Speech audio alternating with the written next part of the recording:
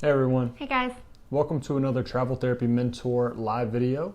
Tonight we're going to be talking about some productivity issues and working off the clock as a travel therapist. Over the last few weeks, we've seen the market picking back up, and some travelers have reached out to us recently. A few different travelers have reached out to us with issues about their contract.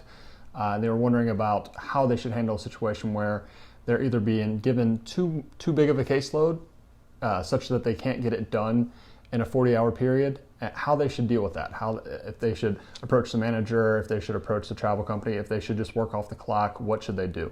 So we want to go through some of that and hopefully give you guys some insight. So Whitney's going to introduce us, and I'm going to get this video shared in a few different groups. Hey everybody. My name is Whitney Aiken. And I'm Jared Kazaza. And we are both traveling doctors of physical therapy. Thank you so much for joining us tonight. I know many of you guys may have tuned in the past. Every week we bring you a new video about a different travel therapy topic. Each week we upload our Facebook Live videos to our YouTube channel and our podcast. So thank you for those of you guys that are listening or watching on other platforms. We hope tonight's topic will bring you some value and bring you some insight from our experience. This productivity thing is probably the worst part about being a healthcare professional, and I hope that many of you guys watching this will get value out of tonight's video, and I'm sure that many of you agree, whether you're a permanent therapist or you're a student who's gotten into some of your internships, or if you're a traveling therapist, many of you guys may have experienced this in the past, these productivity issues. It's definitely not unique to being a traveler, but we want to talk a little bit about some ways that you might encounter these productivity problems as a traveler, and some ways that you can approach the situation to try to avoid having to work off the clock, and then try to avoid, having a confrontation with the facility, or worst case scenario, avoid having to have your contract ended if there are problems. So this is definitely something we've had personal experience with in the past. So we're going to talk a little bit about how you might encounter these situations in different settings. We'll talk about some of our experiences, where we ran into problems and then how we handled it, and we'll give you guys some suggestions as well. So if you are tuning in with us live or you're watching later on the replay, we would love if you'd leave a comment below and just say hi. I see that quite a few of you guys are tuning in with us live. Hi Ben, hi Jonathan, hey Allie. Thank you guys for tuning in. We just love if you'd say hi in the comments. Let us know who you are. Are you a current traveling therapist? Are you someone who's thinking about doing travel? Hey Jessica, thanks for joining. And if you wouldn't mind just giving this video a thumbs up. Hopefully you'll gain some value and some insight from it tonight. We really hope it'll be helpful so you guys can move forward and stand up for yourselves as a clinician and not just be a workhorse for some of these facilities where they unfortunately will push you if you let them. Hey Jonathan. Jonathan says, hi guys, I'm all about this conversation. I know Jonathan had commented on our post earlier about being a crusader, as he said, for this issue. So I thank you for joining, Jonathan. Hi Lynn, thank you for joining as well. So as we mentioned, sometimes jobs in general, not just travel jobs, but a lot of healthcare jobs will have pretty unrealistic expectations for productivity. For example, your skilled nursing facilities that want 90+%, especially for evaluating therapists, your outpatient clinics that are wanting to see 18, 20 plus patients in an 8-hour day. And, we'll go over some of the other settings. So this is not uncommon to see, unfortunately. And there's a big difference here when we're talking about being a travel therapist versus a salaried employee, and why it might be different for you with this whole working off the clock thing. Yeah, I think the first thing to cover here is that a lot of facilities that you go to as a traveler, they might not have ever had travelers there before, and they don't understand how the process works. They have just talked to the travel company, and they look at you sometimes as like a salaried person coming in just to do the job, and it doesn't matter how long it takes you, because a lot of times they just work with salaried employees that if they work more than 40 hours, it doesn't really matter to the company. They're not billing for more than 40 hours. They're getting paid the same whether they work 36 or 46. And so sometimes it's just a situation where the facility has unrealistic expectations for a 40-hour work week, and they don't even understand that you're just an hourly employee and how the process works. So sometimes it's as simple as just explaining to them the situation, how being a travel therapist works, how as an hourly employee, you can't legally work off the clock. You can't clock out and do documentation like sometimes permanent employees or salaried employees are willing to do. So sometimes it is a very simple conversation, but sometimes it can be more difficult. And it's tricky, for you guys out there right now that are salaried employees listening to this, we feel for you too. We hate that there are such things as salaried positions where you're kind of expected just to do the job. I know you guys end up working way more than 40 hours a week. You end up working 45 plus sometimes. And it's unfortunate. There are pros and cons to that too. I mean, it is nice to have a guaranteed paycheck and that kind of thing. So there are pros to being a salary person, but definitely a downside is being expected to just work as many hours as it takes to get the job done. Yeah, unfortunately in healthcare, as healthcare employees, what we do has to be tied to some type of productivity expectations, some kind of metrics, and it's challenging because the facility has to get paid. But as travelers, as it is, we are hourly employees, so we can use that to our benefit as long as you stand up for yourself and let it be known that you're expected to work only 40 hours. You need to be able to get the work done that's required in a 40-hour period. And for us as healthcare workers, I hope you guys agree that part of our work is our documentation time. That is part of our 40-hour work week. We shouldn't be having to take this documentation home and do it on our own time or do it off the clock, even though there are hourly employees that are permanent that will clock out to do their notes to try to meet their productivity. We really hope that you guys will stand up for yourself and not do that. And we'll talk through some strategies about how to make sure that's the case. Yeah, we've had managers, and we've heard from a lot of travelers that they've had managers as well, that think of documentation as almost like an extracurricular thing. Like it doesn't actually, it's not part of the job, but that doesn't make any sense. Documentation is definitely part of the job, and if you don't do it, the company doesn't get reimbursed for the treatment. So it's a vital part of the job, and that should never be something that you're expected to do after hours or off the clock. Yeah. So we'll talk about some different settings here, some issues that you guys might encounter, and we'll tell you about what we've encountered as well. So I'll cover skilled nursing facilities first because I feel like these are the ones that really push for these unrealistic productivity expectations. Now, with the recent Medicare changes that happened in the fall, was it fall of last year? Has it been that long? Yeah. It's been almost a year now since PDPM came out. These new Medicare rules tried to change some of the billing tactics in the therapy world in skilled nursing facilities. And we have not worked in any skilled nursing facilities since those changes have come about, but I do know that they're all, facilities and management are always going to find some way to try to up the ante and work around these rules to try to get more out of their employees. So even though some of the rules have changed, I know there's still going to be problems with productivity expectations. So prior to PDPM, a common thing was to see an expectation of 90% plus.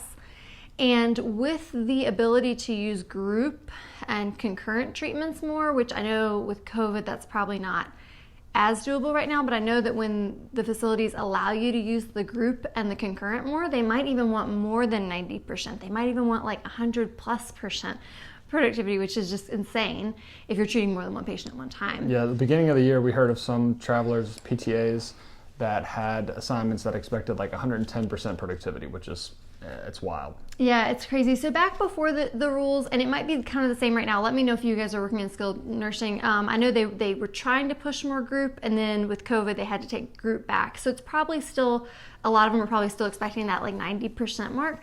That meant you had almost zero time in the day for anything so much as a bathroom break, a conversation with your coworker, or those inevitable things that happen where you have to go and talk to a nurse, or the patient you go and try to get isn't available. Maybe they're in the bathroom, maybe they're at an appointment, all those little tiny things that add up in your day. It left almost no time for any of that, much less your documentation time. So it was just completely unrealistic.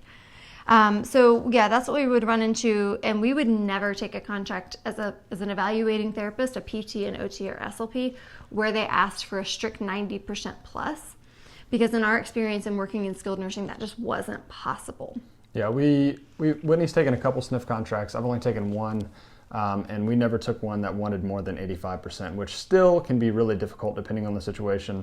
But yeah, I mean, there's basically what happens in a lot of those situations is either the traveler or the permanent therapist there will start working off the clock, or they will start sacrificing patient care to try to get improved productivity. And we're not willing to do either of those things, and I don't think that you guys should be doing that either. And what we ran into a lot too, and I'm sure you guys watching this have seen the exact same thing, we ran into a lot of the permanent staff there would just find ways to cut corners to meet these numbers, even though they weren't realistic. So they kind of would lump a bunch of time into their evaluation codes, or if it was a discharge or some other note that required a lot of time, because I know if I was working with a patient who, say they were max assist, the entire time that I'm in the room with the patient, my hands are on them and I'm doing things. So then I have to then walk back to the computer and sit there for 30 minutes and type the note.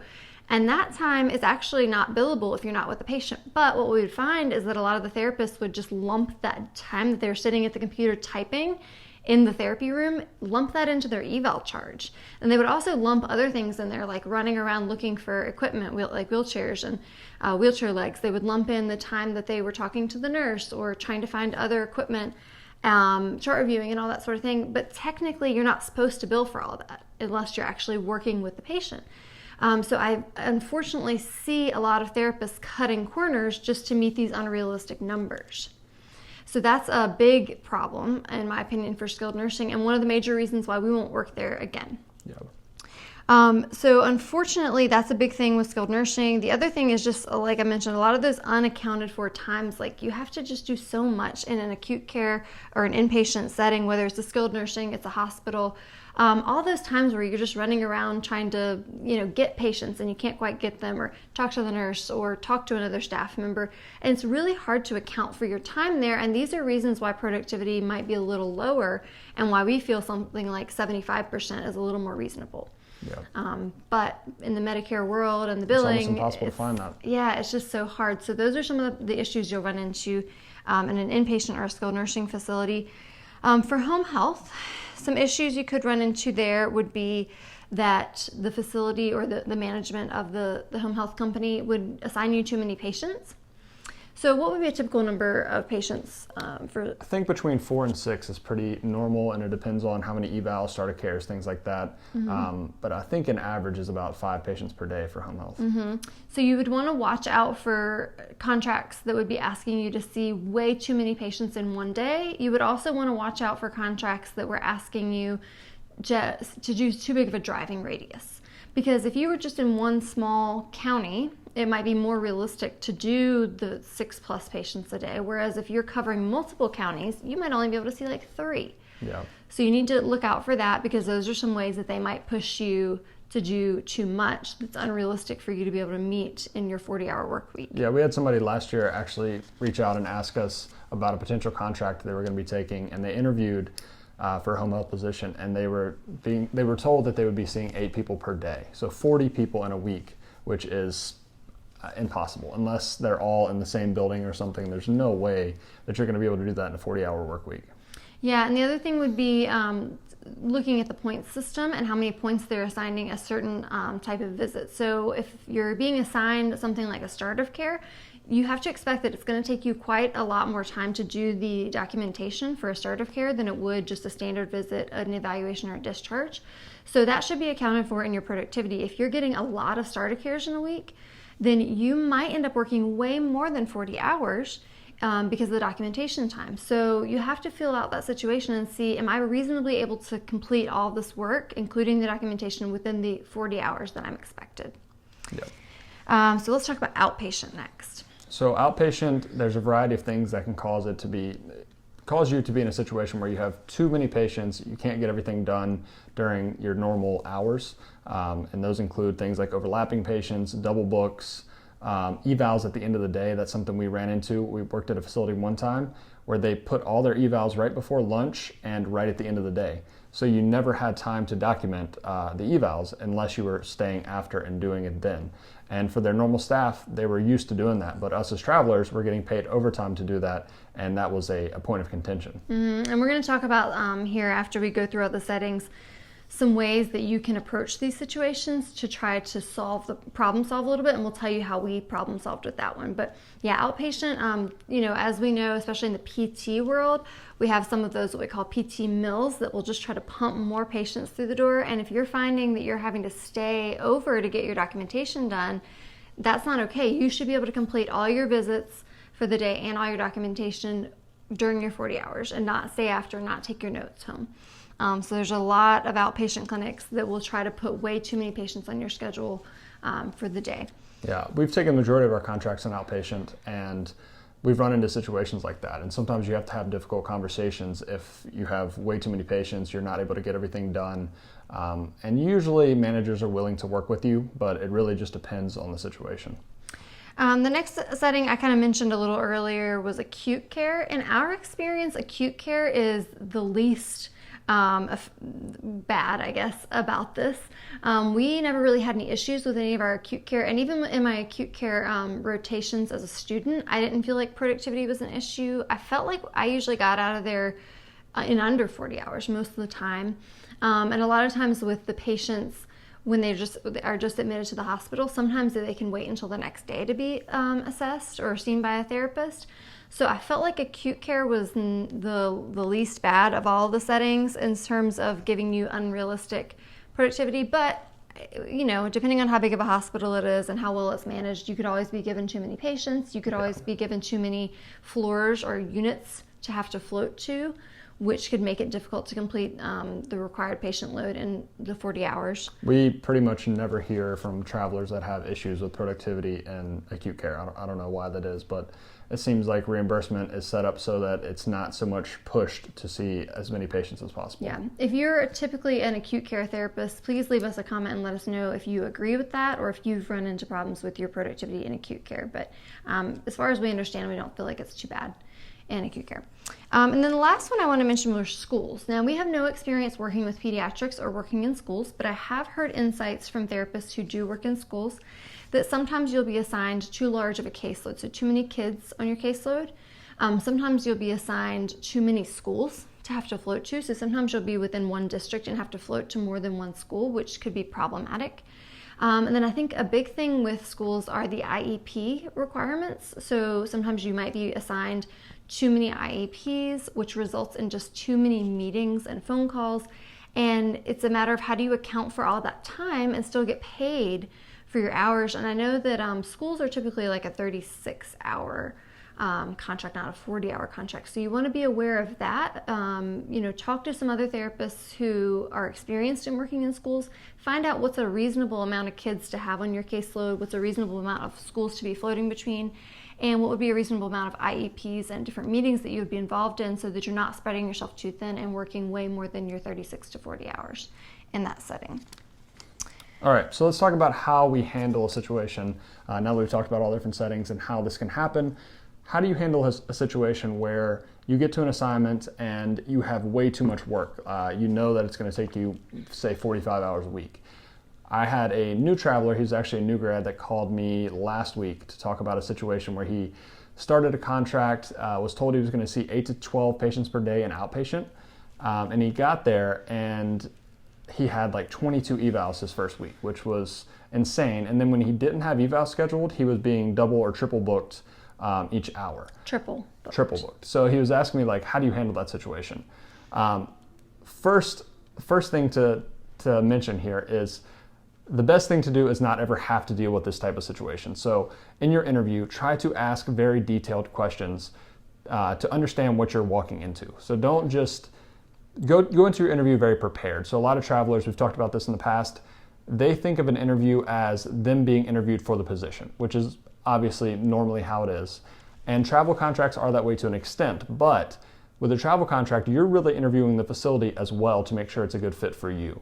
So you have to go into it prepared and ask very specific questions about caseload and evals per day and all this stuff, so you know if this is an assignment that will work for you. And if it sounds, it sounds like there's too many red flags, like 22 evals in your first week. That's something that you need to ask about. So hopefully you can avoid this situation. But with that being said, they're not always upfront about this. And this traveler said that he did ask and he was told 8 to 12 patients per day and then walked into this situation. Yeah, it's tough. We can't stress enough being prepared for your interview. So we have some suggested interview questions. We have an article on that on our website at traveltherapymentor.com. But I always recommend writing out a list of questions specific to the setting in which you're interviewing. So my question list would look different for an inpatient setting than it would look for an outpatient setting, or vice versa. So you want to ask, if it's an outpatient setting, how many patients per day typically. If it was a skilled nursing facility, find out what's the productivity expectation. If it's a home health setting, ask how many patients per week or how many points per week. How are the points weighted between the different types of visits? You want to find out some really detailed questions about productivity. If it comes to outpatient and really all the settings, you might ask, what's a typical number of evaluations that I might see in a day or in a week? Now, typically, for example, with outpatient, they might front load your caseload where you have a lot of evaluations to start just so you can build your caseload up a little bit. But, hopefully that wouldn't be, for example, this traveler having so many the first week. Hopefully that wouldn't be the case throughout the contract. So you'd want to find out, what's my first week going to look like? Am I going to have some ramp up time, that sort of thing? Yeah. So, and to add to this situation with this traveler, his first day, he had 6 evaluations scheduled and 2 triple book treatment hours. So that's 12 patients, which is actually what they said he would have. But obviously that is a situation. If you have 6 evals and on top of that, you do not know the documentation system at all, that is an extremely hard situation. I mean, that's going to take a lot of time to document all that, get used to the documentation system enough to even be able to document 6 evals. It's going to take some time. So his question was, what do I do here? And basically, I was trying to give him some advice. It's a tough situation, but the first thing is talk to the hiring manager and say like, hey, I'm not familiar with the system. It's going to take me a really long time to do this. Are you guys willing to pay for all the hours it's going to take me to do this? And by you asking that question, it's letting them know that, hey, I'm not just going to have 12 hours of work this first day and only bill you guys for 8. I'm billing you for 12. Is that okay? And then that opens the door for the conversation for them either to change the caseload and try to adjust things and make it more manageable, or to say, this first week's going to be rough. We're willing to pay you overtime. And that may or may not be okay with you. That's still a very difficult first week. But in that situation, then you can ask the question of, can we adjust some things? This is probably too much for me for this first week. Can we, while I'm getting used to the documentation system, can we have less evals or something along those lines?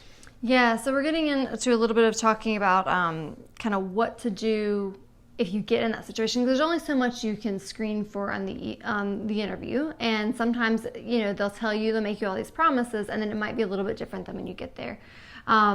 Just before we jump into that too much, I did want to say a couple other things to ask about during the interview, because something else that can make a big difference would be asking what other staff members are available. So if you were interviewing for an outpatient contract and they said, we need you to see 15 patients a day, that would be quite different if you had a tech available versus if you didn't. So it's really important to ask what kind of support staff is available. I would also ask how many other therapists of your same discipline work there. Because settings like skilled nursing, for example, if you are the only PT or OT or SLP doing the evaluations, that's going to spread you a lot thinner and make 90% productivity a lot more difficult. Whereas if there are 2 PTs or 2 OTs to spread out the evals, the discharges, the progress notes, that might make your caseload a little more manageable. Yeah, and asking how many assistants you're managing if you're an evaluating therapist, that's a big factor as well. If you are in a skilled nursing facility where you're the only PT and there's no PTAs, obviously that's going to be a lot easier than if you're the only PT and there's 3 PTAs that you're doing supervisory visits and progress notes for all their patients. Mm-hmm. You might also ask if there's any other type of support staff, for example, like a front office person. So this is something we never really thought to ask about for outpatient, but we've had some outpatient contracts where they might have a front desk person, but that person may or may not do the scheduling. Yeah, we had no idea that this was a thing until my first assignment ever was an outpatient assignment where I had to schedule all the patients. And that can be very time consuming, especially in an evaluation. When you have, you might think 60 minutes to do an evaluation is a ton of time. But if you have to spend 20 minutes of that trying to schedule out their next 10 visits, it gets pretty tight on time, and it makes documenting difficult. We mostly ran into that in hospital-based outpatient clinics where they might have the support staff doing a couple different roles in the hospital, so they might not necessarily have like a front desk that does the scheduling. So yeah, we would find that would actually take up quite a bit of time. We'd have to allow time at the end of the evaluation, which that time usually when you pass it off to the front desk to do the scheduling, you have like 5 or 10 minutes to finish typing your eval. But if that's not the case, that takes a lot of time. So ask if there's any other tasks and duties that you're responsible for outside of patient care would be a good question. Also, during the interview, here's a red flag we want you to look out for. If you're asking about productivity and you're finding out a little bit about what's expected of you, it's always a red flag if they say, oh yeah, but if you need to, you can take your laptop home and do your documentation at home, after work. That's fine. Yeah, that is a big red flag. And actually, we've been to several outpatient clinics that say that kind of thing. And what I used to love to say back then, when we lived in the fifth wheel, is, oh, we don't have internet access at home. I can't do that anyway. That was my favorite thing to say, but obviously that is that's kind of a funny thing to say. That was Jared's way of skirting around the issue without actually having to confront the issue. Yeah. What I would say, for you guys is to say, I won't be doing any documentation at home. I am an hourly employee, so I'll only be working on the clock. Say that sort of thing. Yeah. And you really honestly, I think you go into an interview and you want to have all these pleasantries and you want to make a good impression and you want to be nice and you want to make a good impression. But if it really means the difference between you having an awful experience versus finding out the true nitty-gritty details and maybe having to pass on the interview, you need to ask the hard questions and not just do the niceties on the phone, because it's so much easier to just be a little bit straightforward on the phone and then end up saying, you know what, I'm sorry, this isn't the job for me. I appreciate your time. Rather than just say, oh yeah, that sounds okay, and then you get there and it's a nightmare. Yeah. Because it's not just a job. You will have maybe moved your whole life to go to another state to this job, and then if it's awful and you're stuck there now, and now you're having to backpedal and deal with the issues that we're going to talk about here in a minute, once you're there, it's a problem. So ask as many questions as you can on the phone. Be kind and nice, but be professional, but also be a little bit firm on your phone interview. Don't be afraid to ask some of those difficult questions and put the interviewer on the spot. Something else I have done with the skilled nursing ones, if the interviewer says it's 90% or whatever, I would say something like, okay, how have your travelers in the past, or how did your permanent staff, how did they manage their caseload such as that they could get this done in 40 hours? Something or you can just ask something like, how do you handle non-visit discharges? Because that's a non-billable thing. That's obviously going to take time. How do I do that if I'm supposed to be at 90%? Mm-hmm. Or we would say something like, okay, if I'm going to be the only evaluating therapist there and you'd like for me to have 90% productivity, what if I have a ton of admissions, a ton of evals one week? Or what if I have a ton of discharges one week and my productivity drops below 90%? What then? And if you get a nice response where they say, well, we'll work with you and it's okay, as long as you average, 85 to 90%, that's okay. If they say that they're going to work with you, if they seem kind, talk through some of these scenarios and find out what feedback you get. But if you just hit a brick wall and they just say, no, it's 90%. Yeah, it's probably not the kind of place you want to be. It's probably not the kind of place you want to be. So those are the situations where you really need to kind of push the interviewer a little bit to see what it's going to be like. Try to, in your head, walk through your day of what it might look like. Well, what if I run into this issue? And what if I run into this issue? And that sort of thing. Because you really want to find out as much as you can before you agree to take this job. Yeah. One other thing we should cover here is some travelers in the past I've talked to, they feel bad trying to get, basically counting extra hours or getting overtime because they feel like, okay, I'm already making more money than the permanent staff. I should just do what I need to do to get the job done. They work off the clock, I can do it too. I understand this way of thinking, but what you have to remember, and sometimes managers will make you feel that way too as a traveler. They'll say things like, well, you're getting paid a lot to be here. You should be able to get the job done or something like that. They'll make these comments that kind of put you in a position where you feel like you should work off the clock to get everything done. What you have to remember is you're doing them a service just as much as they're doing a service to you for you by paying you money. You're helping them with the patients. They needed someone there and you're filling that role.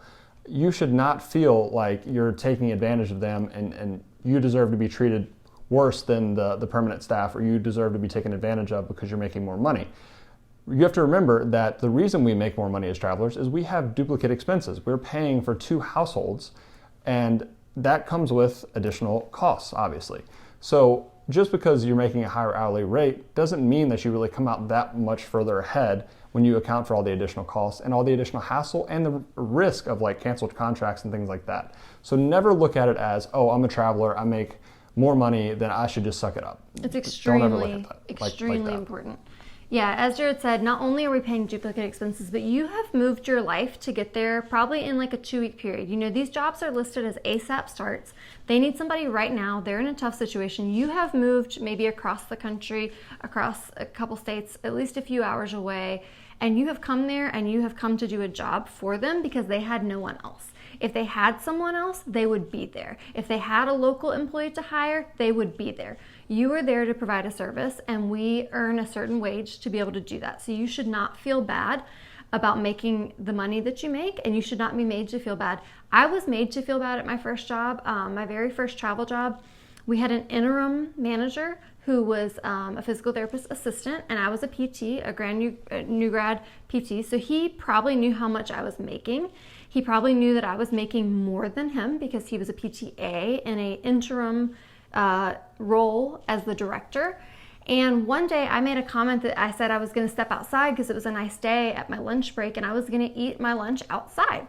And he said to me, "You ate your lunch outside?" And I said, "Yes, I did." And he said, "You should have been working on your notes at lunch. Most of us do our notes at lunch." And I said, well, I clocked out for lunch because, that's what I'm supposed to do. I don't work during lunch. And he said, "Oh, well, we're paying you a lot of money to be here." Something like that. And I don't remember exactly what I said, but this is like the exact situation where you need to stand up for yourself and not just be made to feel bad and be made to feel like you need to work off the clock. Yeah, don't get taken advantage of like that. It happens to a lot of people. We personally, me specifically, I have never worked 1 minute off the clock. I've billed for every minute I've ever been working on anything patient related.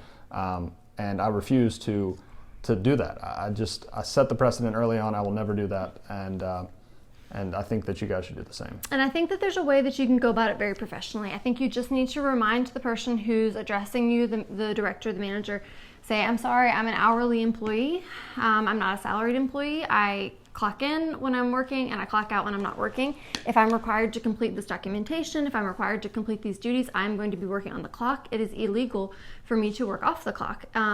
So let's get into talking about some ways that if you run into the situation where you're going to be either going into overtime to do the work required, or you just realize the caseload is too heavy for what you can complete in 40 hours. So yeah, Jared kind of had mentioned this a little earlier with the outpatient scenario. Yeah, there's a few different ways you can handle it. If you run into, depending on if they say something to you or not about those kind of things, if the situation is just that you have such a large caseload that you're documenting and you have to work after hours to get the documentation done, usually the way I'll handle that in the beginning, especially if I'm new to the documentation system, it's taken me longer anyway, they should understand that. So they shouldn't just expect someone to be able to come into a new facility, new documentation system, work a full caseload, like someone that's been there for years, and be able to get it done in 40 hours, like that first week especially. So there's been a lot of situations in the past where I'll start an assignment and I'll walk into a full caseload, no orientation or anything like that, which is just, that's not an ideal situation, but sometimes it happens. And in order to get oriented with the documentation system and get everything done, it might take me 43 or 44 hours the first week. So what I'll do is I will account for every hour that I worked, every minute that I worked, write it on my timesheet, turn it in at the end of the week. That is the situation where they'll look at the timesheet, they'll see that you have overtime on there, and either they will sign it, not say anything, and then that just sets the precedent. Okay, I'll work as long as I need to get this done. I'll get paid overtime for it. I make a very good overtime rate. I'm fine doing that. Or they'll say, "Hey, you have overtime on here. We can't really pay you overtime." And then that's when you start the conversation of, okay, it took me a long time to do all this documentation. I stayed afterwards and I was doing say I had additional evals some days or whatever, double books, things like that, and just lay out what the situation was and say, okay, in the future, it probably won't take me as long because I'll get more familiar with the documentation system, but still, if I'm working over, then I'm going to put that on my timesheet. And that I'll tell them I'm an hourly employee, I clock in when I get here, I clock out when I leave, and then whatever the time is what I write on here. And they can either change the schedule to account for the extra time that I need to get things done, or they can pay overtime. And that's really the situation that they're faced with. Obviously, a lot of managers don't like that, but there's nothing they can really do about it. Like, you're an hourly employee, that's the way it works. Yeah, so in the situation of a skilled nursing facility, I had this a couple times where I would realize that they would put 7 hours and 45 minutes of patient care on my schedule for the day, and I had an 8-hour day. And so if that Monday they put 7 hours and 45 minutes of patient care on my schedule, and it took me 8.5 hours or 9 hours, and then by Tuesday it's the same thing, I would usually go to the director and say, hey, I know it's only Tuesday or Wednesday and I'm already at this many hours for the week. What would you like me to do? And that'll usually open the door for conversation where they'll say, why are you not able to complete the required amount of patient care in these required number of hours? So I usually will go through a detailed list. Well, this patient, I had to do a discharge, and this patient I had to do an evaluation, and these other duties that I'm required to do, I'm not able to complete it in that amount of time. So there might be a discussion there about trying to improve your productivity. They might want you to try to do more point of service, and you'll have a conversation, point of service documentation, meaning that you're typing while you're with the patient. So you might carry on a conversation about how you could improve that. But what they might say is, okay, I'll adjust your schedule for the later in the week, so I'll give you a little bit less hours on Thursday and Friday to keep you under 40. So it's good. It's a good way to open up the dialogue, and you'll find out what the manager is willing to do or not. We have had managers where they didn't have any other physical therapists in the region, say if it was a rural area, where they would say, it's okay, I don't care if you go into overtime because I just need to get these patients seen. But I did have other managers that would say, I'm just going to adjust your schedule so you only have 5 hours of patient care on Thursday and Friday to keep you under 40 hours. Yeah. But they'll also probably try to give you, can you please try to just be as productive as possible? And then you just say, yes, I'm trying to be as productive as possible. I'm doing my very best. I'm doing the best that I can, but there are a lot of discharges and there are a lot of progress reports, and I am the only evaluating therapist, and I am having to supervise my assistants and that sort of thing. And so if you have this open dialogue and stand up for yourself, it's going to go one way or the other. If they're really pushing back and they're not giving you any leeway after you tried to have these conversations with the manager, this is when we'd say it's a good time to go and talk to your recruiter about it. Yeah, and what Whitney laid out there is probably the best way to handle it. So about midway through the week, go to the manager, say, hey, this first couple days I've gotten more hours than 8 each day. How can I adjust the schedule, or is it okay if I go into overtime? It's probably better to address that before you get to the end of the week and you already have overtime, to give them a chance to adjust things, or just to give them a heads up that it's going to happen. Mm-hmm. That's probably the best way to handle it. If you guys have any suggestions how you've handled this in the past, let us know in the comments. Yeah, absolutely. And if you guys are watching this, if you're learning anything, if you're getting any value out of tonight's video, we'd love if you press the thumbs up button, give us a heart, comment, anything like that, just to show us a little bit of love on the video. So I think that's the best thing to do for any kind of inpatient facility, because they can usually adjust the number of patients on your caseload. For an inpatient facility, for a home health visit, they might say, okay, I'm not going to give you as many visits towards the end of the week. Maybe I can give some of the visits to a different therapist. Let's see how we can adjust this.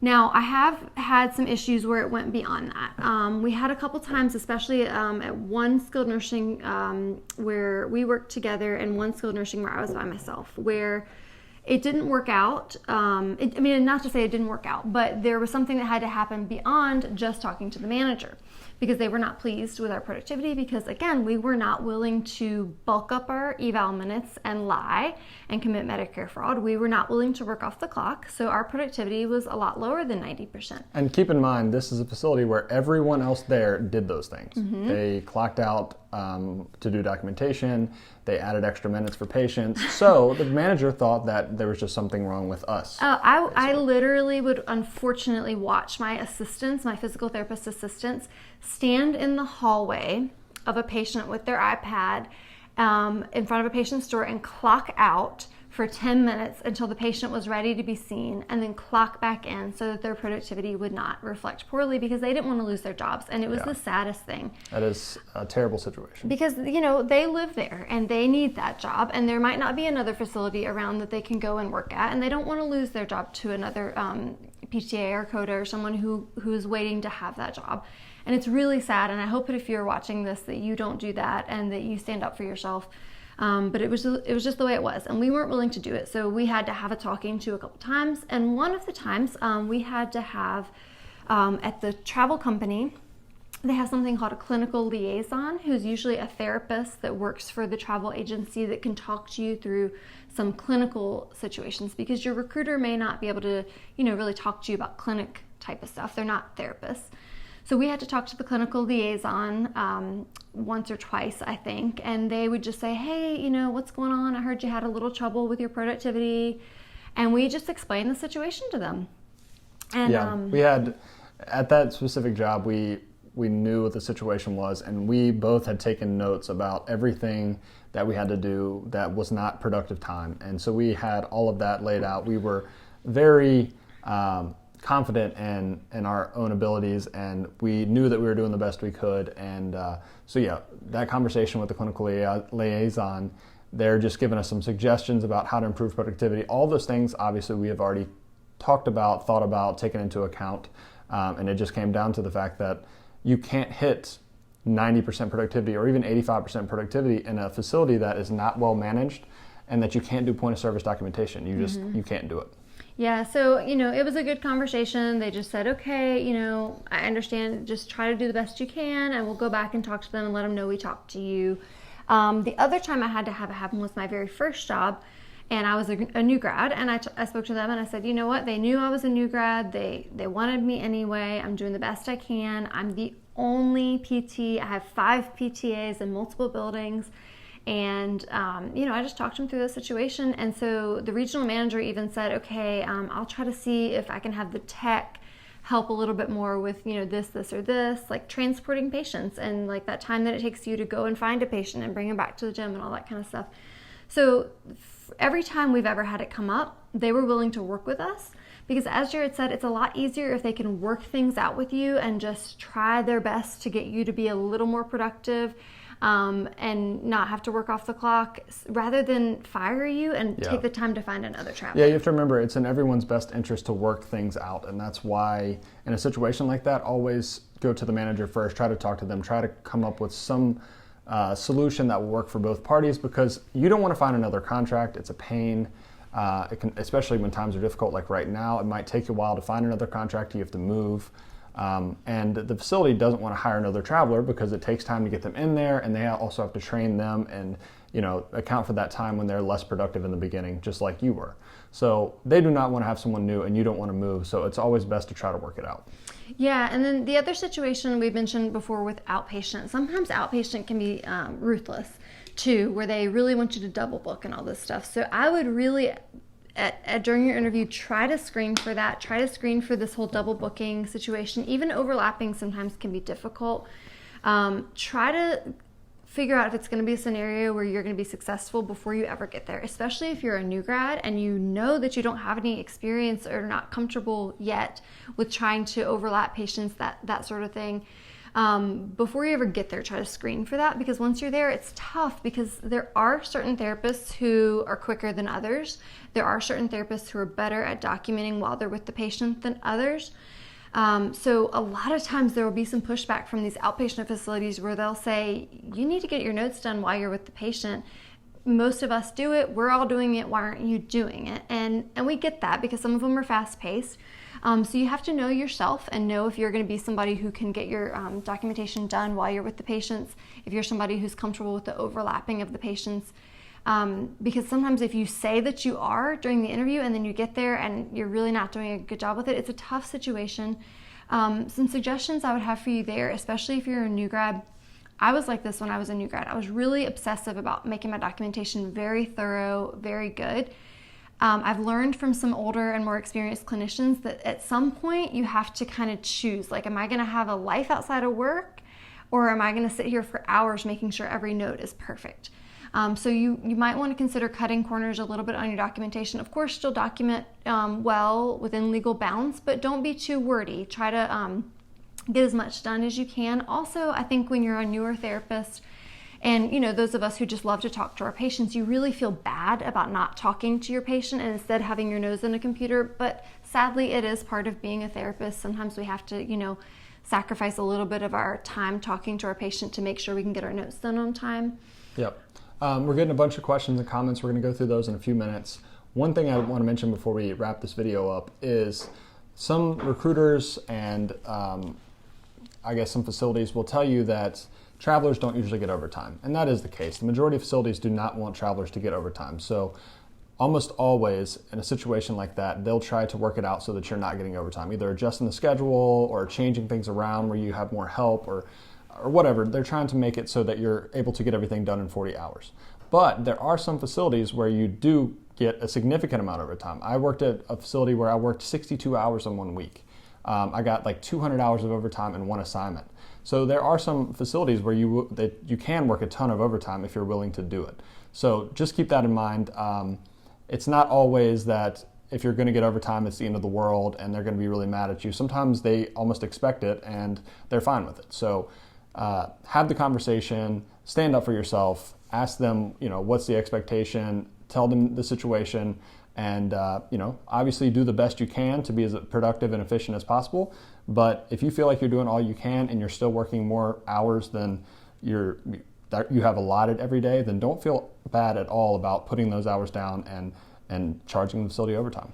Yeah, you just have to fill out every single contract is going to be different. Every single manager is going to be different. So as we mentioned, always try to work it out with your manager. Be professional and stand up for yourself and say, I'm trying the best that I can. These are the things that I'm doing. Maybe see if they have some suggestions. Maybe see if there's any way they can adjust the schedule, whether that's reducing your caseload or like one clinic that we worked at, Jared mentioned, we had evaluations that were always scheduled at the end of the day.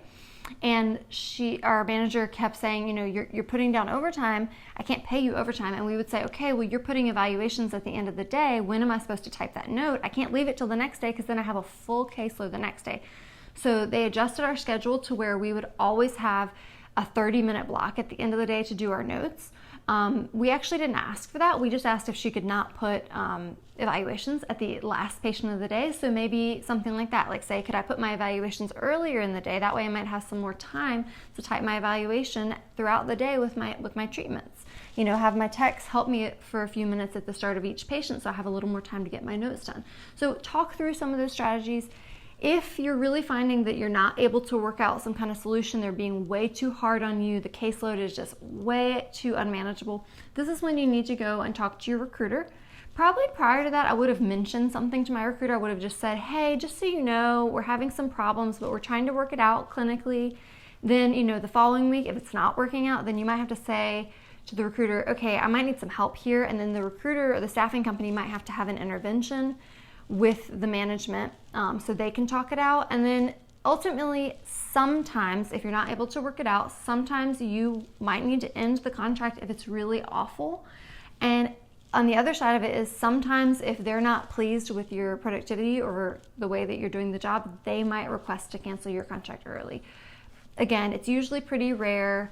Most of the time you can work something out. Most of the time they'd rather work it out with you and keep you there than have to fire you and get a whole new person. But every now and then it does happen. Yeah, it's always a last resort. But for the amount of times that could happen, it is always worth it to stand up for yourself and try to work things out with the manager. Don't feel like you're a bad therapist just because you're not able to get things done in an 8-hour day, when, especially in a situation where you see the permanent staff working off the clock and doing sketchy ethical things in order to get their caseload done or their workload done. Absolutely. So let's go through some of the questions and comments that you guys have. If you guys that are watching, or whether you're watching later, if you have more comments or questions, please leave them below and we will read them all and go through them. Again, we really appreciate those of you guys that are watching live. Again, if you've gotten any value out of this video, we'd love if you'd hit the thumbs up button or the heart button. If you are watching or listening later on the podcast or the YouTube channel, please don't forget to subscribe. Click the subscribe button so you can reach our videos and our podcasts in future weeks. Larry says, I have a good manager right now. It feels like such a breath of fresh air compared to the others. Sounds like you guys have had some good ones. Yeah, we've had some awesome managers. I would say we've had way more good contracts than bad contracts, and we've learned a lot over the years as to what to ask in the interview to try to avoid as many bad contracts as possible. And we are way more picky now than when we started. We are willing to pass on jobs pretty quickly if there's any red flags in the interview, whereas it used to be when we were younger, we were more desperate and we didn't know what to ask and we would get put in worse situations. So our more recent contracts have been much better. Let's see. Okay. Holly says, this summer I had a 5-week SLP contract in a primarily COVID positive skilled nursing facility. I'm sure that was hard, Holly. We had to gown up, wear gloves, N95s, face shields, etc. for all the patients. iPads were not allowed in the room. Oh, I had not thought about this. iPads were not allowed in the room. I got a call from the building's corporate officer asking why I was not able to reach the 85 and 95% productivity. Yeah, that's crazy. I can't imagine what it's been like lately, but yeah, just more barriers to trying to have an efficient day with so much PPE and things like that. So I'm sure it's even harder than ever in skilled nursing facilities to have high productivity, and I'm sure they are still expecting it. So yeah, I mean, you have to stand up for yourself in that situation and let them know all the issues you have to work through in order to be able to see a patient in the first place, and you can't do point of service and all those things. So it's so sad because sometimes with these skilled nursing facilities, the person who is your manager or your regional manager, they might be so far removed, like they might be a clinician by trade, but they might be so far removed from the day-to-day. That's what happened at my very first contract when I had to have a talking to multiple times. We had multiple buildings. I had to get in my car and physically drive to other buildings at the assisted living and independent living homes and all that. And I'm like, there is no way for me to account for my time between literally driving to another building, and I spent time on the phone like scheduling my patients at the other buildings, and I don't think the regional manager had any concept of that. And it sounds like your corporate office had no concept of the fact that you cannot do point of service in a COVID positive room. You have to spend an additional amount of time gowning up, gowning down, cleaning, disinfecting everything. And they probably just don't have an awareness of that because all they're doing is looking at a computer screen with numbers on it. And they're like, why are you not productive? Sometimes they don't have an awareness, but sometimes they're just used to bullying people into just doing it. And if they just say it enough and they say, you should be able to get this done, people will do it. And they're not used to people saying, sorry, these are the reasons why I can't do this, and it's not realistic. Yeah, you have to stand up for yourself. You have to be confident. I know it's harder when you're a new grad because you already feel like you're at a disadvantage. You already have that imposter syndrome. But, stand up for yourself as best you can when you're a new grad. And when you're especially an experienced clinician, you need to say, look, I have experience. I've done this before. I've worked at buildings like this before. I'm a good clinician. This just cannot be physically done. Yeah. I've done well before. I have great references, all these things. It's just what you're asking me to do cannot be done. And in your circumstance, Holly, with the COVID thing, it's just absurd. It cannot be done. Yeah. Kimberly says, this is giving me anxiety just hearing about your experiences of SNF life and remembering mine. I always had to make lists of unproductive time and reasons why I was lower. Last time I was questioned is when I finally said, this isn't a good fit for me. I hope to never feel that stressed again. Yeah, that is exactly true. My only SNF contract, I decided that SNFs were not for me. I think we had a pretty bad experience there. Same kind of thing, keeping lists of unproductive time and meetings that didn't account for productivity and all these issues. And I don't think SNFs are worth it for the most part. Yeah, I know there's a lot of people that do like working in SNFs, and to be honest, we didn't mind working with patients, and we didn't mind working with our coworkers and everything. It was just the productivity we just thought was so unrealistic. I just hope it'll get better, but I don't know if it will. Yep. All right. Elisa says, I'm so glad that you covered this topic. I'm on my first travel assignment. I was kept for 9 to 10 hours on my first 2 weeks. Being new to this, I wasn't sure how to handle this. This conversation was so helpful. Thank you.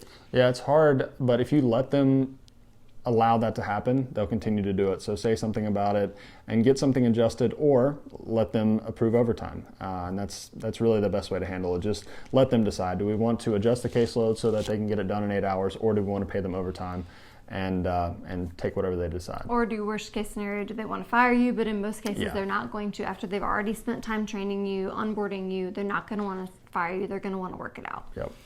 All right, Cassie says, how often have you two had to confront the manager or supervisor about productivity expectations throughout your travel contract? Is it a fairly common thing across the board, or is it just based on the setting? I wouldn't say it's that common. Maybe we've had issues like this on 25% of our contracts, maybe like a fourth of them, where we've just struggled with productivity, or they didn't want us to get overtime and we were documenting after hours and things like that. But it's not real common, but it does happen.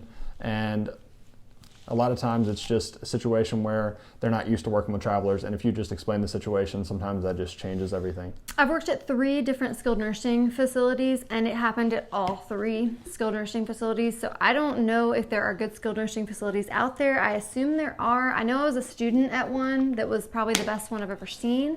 I've heard the rare gem of a skilled nursing facility that was good, but all 3 I ever worked at as a traveler, I had to have talks with management about productivity and have schedules adjusted and all that good stuff.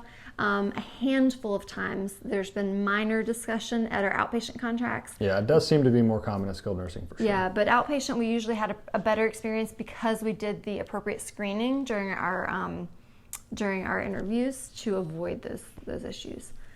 All right, Nick says, a home health company in Fort Myers asked me to take hours off my timesheet in order to avoid overtime. He says, oh, I don't think so. They also told me every patient should be documented as at least min assist. That's interesting, Nick. Yeah, I would never take hours off. If I worked them, I worked them. They're just going to have to deal with it for that week and then they can always adjust in the future. Yep. All right, a few more questions here. Again, if you guys have any questions or comments, please leave them below. Jordan says, bill for every minute you're on the clock. Appreciate you guys, and any client should appreciate you just as much or more. Thanks, Jordan. And Jordan is a recruiter, so we appreciate that, Jordan. Jonathan says, yes, don't let them make you feel like you should just suck it up. You are also doing them a service. Very true. Absolutely, Jonathan. Nick says, it doesn't matter the location for me. If the job sucks, everything sucks about the assignment for me. Very true, yeah. It could be a really awesome location, and going into a job with crazy productivity expectations or double booking and having to document after hours and things like that can ruin the whole experience. So I don't know if everybody feels that way though. I bet a lot of people would be like, I'm in San Diego, I'll work off the clock, I don't care. I would much rather be in a terrible location and have a good job than be in a wonderful location and have a bad job. Yeah, it does definitely affect the mood for the whole week. So, all right, see if we have a few more questions here. Larry says, I've always asked about productivity, and when I express disappointment at productivity expectations, the interview usually ends quickly and I don't get that assignment. I was sacrificing employment for principals and I needed that money. Yeah, I definitely hear you there. It's difficult when there's limited job options, but I think it's always better to go with principals than just take an assignment just for the money. Yeah, I mean, it's tricky, Larry. I think in times like this, with a poor job market, you have to pick your battles to an extent. I wouldn't encourage anybody to take a job that's going to be so awful that you're having to work off the clock all the time. But, if you can find a way to make it work, maybe it's not easy, but maybe if you sacrifice having to have your nose in the computer a little bit more and shorten your notes, and maybe you're 15 minutes over here or there that you choose not to write down, if it's worth it to you to get that job, just pick your battles. But I would encourage you to try to do everything you can to avoid working off the clock. Yeah, that's a good point too. I mean, if it's 5 or 10 minutes a day, that's not a huge deal. But if you're staying an hour after every day doing documentation, that's obviously a big deal. And something I forgot to mention earlier is, it kind of depends too. I would have kind of a rule with myself, like if I knew that it was my fault I wasn't productive that day, maybe I was chit-chatting too much with my coworker, and Jared, don't look at me that look. Whitney is known to chit-chat, for sure. If me and a coworker are sitting there at the end of the day and we know we're not getting our notes done because we're just talking or like we're just tired, I'm not going to write down overtime for that. That's my fault that I stayed there a half an hour late. I could have gotten those notes done earlier. So if you know it's your fault, then don't, take advantage of the situation and write down overtime. But if you were busting your butt doing everything you can to get it all done in 40 hours and you just couldn't, that's when you need to really stand up for yourself. Very true. Nick says, if they don't pay mileage, run away. He made that mistake in Florida on assignment. For home health, if they don't pay mileage, that's usually a red flag. Mm-hmm. A few more questions here. Jonathan says, what helped me was having the discussion with the recruiting company. They explicitly told me that they do not let their travelers take work home. This helped me so much and allowed me to have the conversation with the clinic. We revisited this occasionally. I would say that this helped a lot, so to say no and keeping the balance. Always have this conversation with the clinic at the front end so they know the expectations. Yeah, I'm kind of a chicken when it comes to those difficult conversations, so I would usually blame it on either say, I'm hourly, I just have to write when I get here and when I leave, that's the way the law is, or you can always blame it on the travel company as well. Like, the travel company said that I cannot do anything like this, so I have to write in my in and out time. And just so that way you don't have to, come up with a reason why. It's more difficult when you have to come up with an explanation on your own instead of just saying like, this is why I have to do it this way. I think that's easier. Yeah. All right. Let's see if there's any more. And again, if you have any other questions, please leave them below. Holly says, do home health travel assignments typically pay the same weekly rate regardless of how many points you see that week? Yeah, I think the majority of travel contracts, some pay per point, some pay per visit, but the majority, they basically will guarantee 40 hours and pay you the same amount whether you see, 25 points or 30 points or 20 points or whatever. So usually it's the same amount, but it can vary. It's usually going to be based on your hours. So hopefully we always encourage you to try to get contracts that have a 40-hour guarantee. So when you agree at the beginning of your contract that this is going to be your pay every week based on 40 hours, as long as you complete 40 hours of work or if you have a 40-hour guarantee, then you will get paid that amount you agreed to. Now, if you don't have a 40-hour guarantee and they only had a few patients for you that week and your caseload was really low and you only worked 30 hours, then you might only get paid for 30 hours unless you had the 40-hour guarantee. So that's the only difference in which your paycheck would vary. I don't think your paycheck would vary if you just had less patients. Like for example, at an outpatient clinic, like if I'm there from 8 a.m. to 5 p.m., but I only had 5 patients show up that day, I'm not going to get paid less for only seeing 5 patients. I was still clocked in at 8 and clocked out at 5. Even if 18 showed up, it's not going to vary like that. It'll just vary based on your hours, depending on if you have an hourly guarantee or not. Yep. Nikki asks, what is productivity like for an outpatient setting? This varies massively. It can be, the majority of our contracts, we try to take them at hospital-based outpatient facilities that do one-on-one treatment, and that's more common at hospital-based or physician-owned clinics. But it can be anywhere from one-on-one for an hour to 8 patients in an 8-hour day to as much as there are some travel assignments that might have 24 scheduled in an 8-hour day. So it's a huge variation, anywhere in between. I would say the majority are between 8 and 12. That's the majority that we've taken. And sometimes up to 16 in an 8-hour day. But if it's any more than that, probably it's going to be a difficult contract. And unless you really want that kind of stress, then you probably shouldn't take it. So I know I think Nikki is an SLP. So that's more for, Nikki, that's more for PT and PT especially. And it could be the same way for OT. I know OT has to usually be a little bit more one-on-one. I know SLP has to be a lot more one-on-one. So I don't think you're going to see that. SLP. I don't think you're going to see that high volume of patients at an SLP outpatient.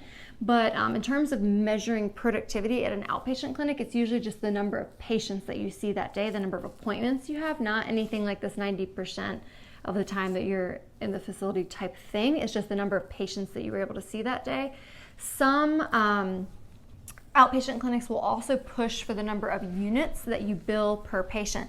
So some of them might encourage you to try to always get 3 or 4 units in the hour in which the patient is there. And sometimes that's easier to do than others. So those are the 2 aspects that come into outpatient therapy, is the number of patient visits you have in the day and the number of units that you've billed with each patient. Yep. Cassie says, I will be at a SNF next summer for my second clinical rotation. Was an outpatient this past summer. I didn't realize there was such a huge issue in SNFs. So I'm a bit nervous to see how that goes, holding out hope that it won't be too bad. Yeah, not all SNFs. I think the majority are pretty difficult in terms of productivity, but there are some good ones. I think usually the ones that you see as a traveler are the bad ones because they have trouble holding on to staff. And I think the good ones, usually the therapists stay there for a long time. Because if you're at a SNF that's set up really well and the patients really enjoy it and the staff is pretty consistent, you don't have a lot of turnover, and productivity expectations are like 70%, I would stay there the rest of my life. So I think that's how a lot of the therapists are. And so I think a lot of the travel jobs the facilities are not so good. I think as a student, they're probably going to send you to the good ones. So hopefully you'll have a good experience. But Cassie, I would really encourage you as a student to talk to your CI about these things, because I think that's something I didn't know to ask about when I was a student, was productivity. So when you get to your skilled nursing facility rotation, ask your CI, how do you manage your productivity? What's the productivity expectation here? How do you manage typing while you're treating, skilled nursing facility type patients? How do you work in your documentation throughout the day? And, hopefully you might find out a little bit about whether they clock out to do notes or anything like that. So ask those questions and be observant in all of your clinical rotations to kind of learn a little bit about that part. I feel like as students, we don't learn about this productivity and billing side of things and the businessy part of it. Yeah. Unfortunately. All right, I think that's all the questions and comments. This is turning into a very long video. So if this is the first time watching one of our videos, we do these every week. If you guys have any topics that you want us to cover in the future, let us know. Usually it's on Sunday nights, but it just depends on what's going on. But yeah, feel free to join back in. Let us know if you have any questions or any future topics you want us to cover. Yeah, if you guys are just getting started with travel therapy, if you're interested in help getting set up with any recruiters, if you have questions for us, feel free to send us a message on our website at traveltherapymentor.com. We have a place where you can ask us for recruiter recommendations if you're just getting started and want to get connected with some travel therapy companies. We also have tons of articles and videos on just about every topic you could think of for travel therapy. As I mentioned earlier, we do these videos every week on Facebook Live. If you want to be notified when we go live on Facebook, I think if you click on, I'm not exactly sure where it is on the Facebook Live screen, but there should be a little bell. It's like a notification bell where you can click on that and get notified when we go live, which is usually, like Jared said, every Sunday. It's kind of like the subscribe bell on YouTube. And if you're watching on YouTube, you can click the subscribe button for that. And then if you want to find us on any podcast platform, you can find us on Spotify, Apple Podcasts, and most other podcast platforms as well. But it's just the same information that we put on Facebook Live every week, but we upload it to podcast form for those of you guys that like to listen there. Yep, and if you guys have any input on anything we covered here, if you want to give your perspective, leave it in the comments. We always go back to these videos later. And again, if you could like this video, if you got value from it, we really appreciate it. All right. So we'll see you guys next week. Thank you. Bye.